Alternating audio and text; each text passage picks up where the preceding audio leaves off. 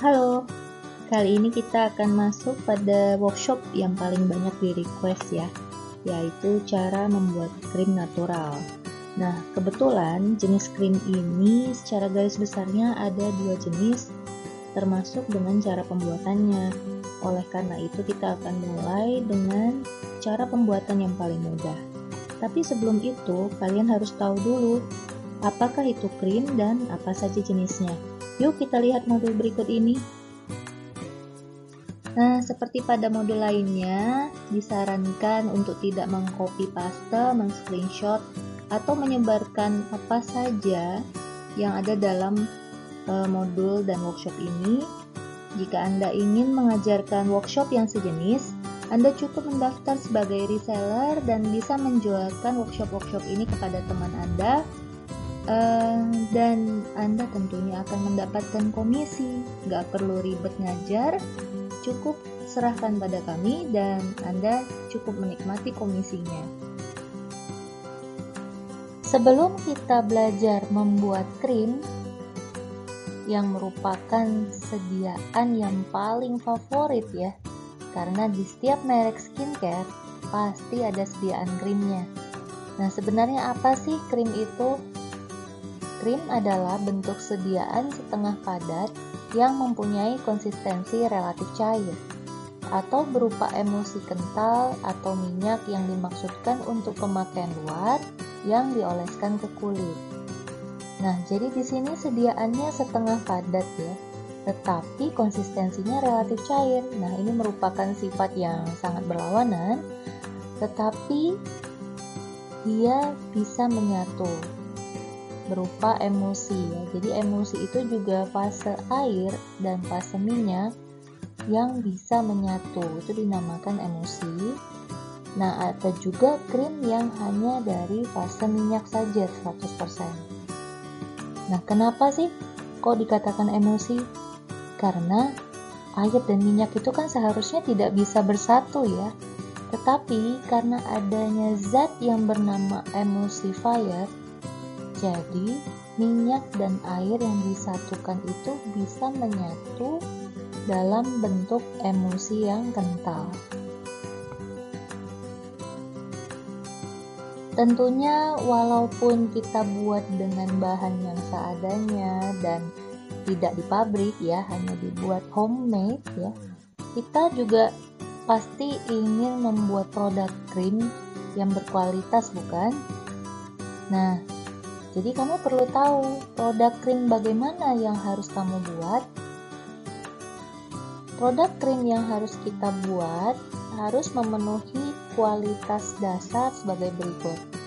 Yang pertama, yang terpenting adalah krim itu harus stabil dalam jangka waktu yang lama di suhu ruangan dengan kelembapan ruangan. Arti stabil di sini adalah krim itu tidak boleh berubah konsistensinya, berubah baunya, bahkan bentuknya. Kadang, pada fase krim minyak dan air yang disatukan, itu bisa terpisah dengan sendirinya dalam jangka waktu tertentu. Nah, ini dikatakan tidak stabil.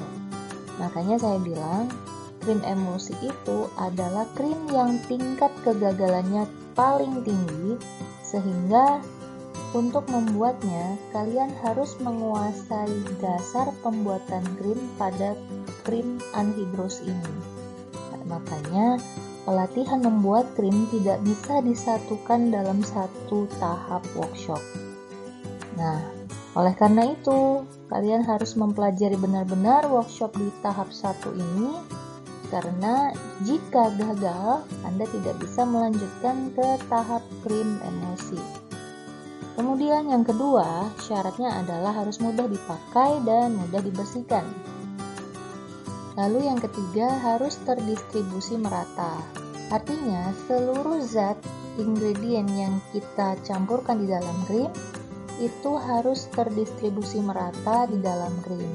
Jangan sampai terpisah. Ya, itu tadi termasuk dalam kategori stabil.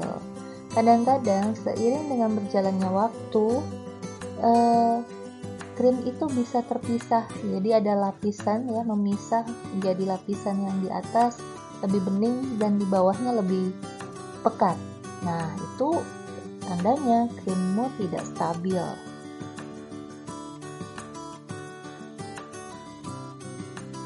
Kamu juga harus mengetahui apa saja sih kelebihan dan kekurangan produk sediaan krim. Nah, kelebihan sediaan krim pada wajah itu biasanya yang pertama dia mudah menyebar rata ya. Kemudian praktis dalam penggunaannya, mudah dibersihkan atau dicuci, dan cara kerjanya berlangsung pada jaringan setempat, jadi lokal ya. Kecuali kalau ada essential oil, karena essential oil bisa menyerap melalui pori-pori kulit dan masuk ke peredaran darah sistemik, sehingga efeknya bisa dirasakan ke seluruh tubuh. Kemudian, kekurangan sediaan krim adalah susah dalam pembuatannya ya, terutama krim emulsi. Kemudian gampang pecah atau terurai alias tidak stabil karena dalam pembuatannya formulanya tidak pas. Lalu mudah kering dan mudah rusak, terutama krim emulsi yang disebabkan oleh perubahan suhu dan perubahan komposisi. Berikut ini adalah jenis-jenis krim wajah yang harus kalian ketahui dan wajib kalian pahami sebelum kalian melanjutkan modul berikutnya. Krim wajah itu terbagi menurut bahan pembuatnya, yaitu krim wajah natural dan krim wajah non-natural.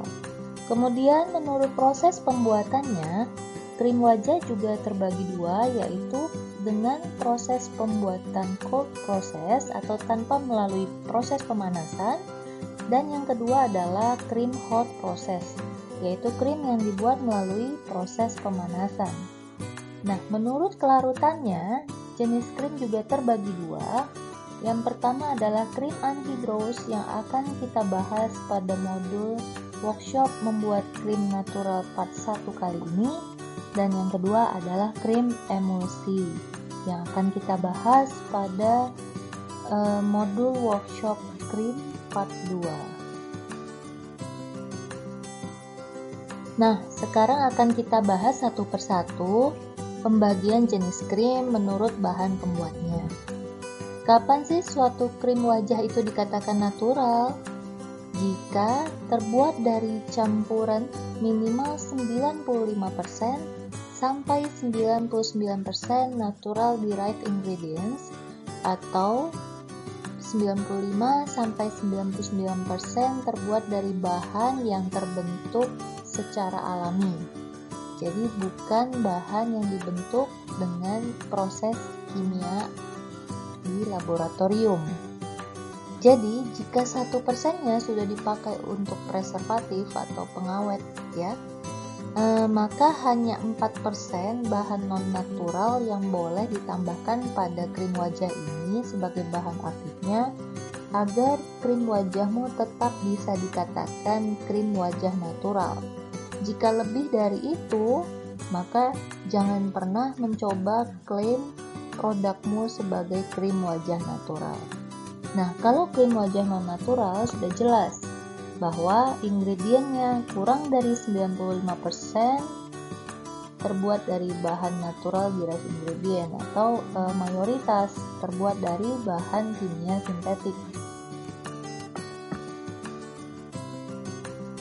Nah, ada lagi pembagian krim wajah menurut proses pembuatannya, yaitu krim wajah cold process dan krim wajah hot process.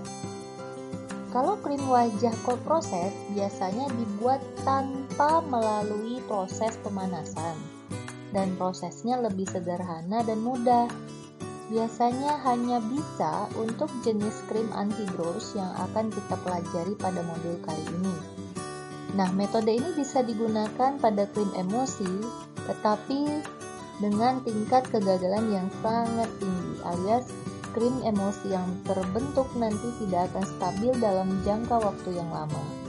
Nah, kemudian krim wajah hot process, yaitu krim yang dibuat dengan melalui proses pemanasan. Dan biasanya proses pembuatan krim ini umum banget dipakai proses pemanasan. Nah, bisa digunakan untuk jenis krim anhidrous dan krim emulsi.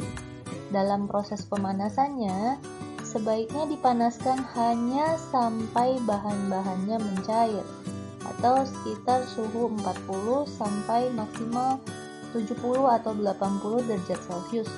Jangan pernah dipanaskan sampai mendidih. Kenapa begitu? Karena jika dipanaskan sampai mendidih, maka zat-zat aktif yang terkandung di dalam bahan natural itu akan terurai dan tidak akan menimbulkan efek pada kulitmu. Nah, yang terakhir, jenis krim wajah menurut kelarutannya adalah krim wajah anhidrous. Anhidrous itu artinya bukan bersifat seperti air. Maka kandungan krim ini 100% adalah fase minyak atau oil phase. Tidak ada kandungan yang larut di air sama sekali. Teksturnya otomatis lebih berat dan lebih berminyak.